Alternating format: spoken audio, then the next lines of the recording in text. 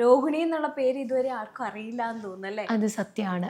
ഞാൻ ഈ ഉപ്പുമുളകിൽ കനകം എന്നുള്ള ക്യാരക്ടർ ചെയ്യാൻ തുടങ്ങിയ ശേഷം എല്ലാവർക്കും കനകമാണ്. കനകം ചേച്ചി, കനകം ആൻറ്റി, കനകം അങ്ങനെ. എനിക്കൊന്ന് കനകം എന്നുള്ളൊരു ക്യാരക്ടർ വരുന്നത് ഒരു 7 വർഷങ്ങൾക്ക് മുമ്പാണ്. കറക്റ്റ്. അത് 2 or 3 എപ്പിസോഡ് വന്നിട്ട് പോയി. പക്ഷെ തിരിച്ചു വന്നൊരു ഭയങ്കര വരവായിരുന്നു അല്ലേ? എങ്ങനെയാണ് തിരിച്ച് രണ്ടാമതും ഒരു കോൾ വരുന്നത് എങ്ങനെയാണ്? ആക്ച്വലി നമുക്ക് ആദ്യം ഒരു 7 years ബാക്ക് തന്നെയാണ്, 2017 കനകം എന്നുള്ളൊരു ക്യാരക്ടർ വന്നു, തിരിച്ചു പോയി. പക്ഷേ ഈ കനകം എന്നുള്ള ക്യാരക്ടറിന് ഒത്തിരി നാൾ കുറേ എപ്പിസോഡ്സിൽ പറഞ്ഞതുകൊണ്ട് എല്ലാവർക്കും ഇങ്ങനെ വെയിറ്റിംഗ് ആയിരുന്നു.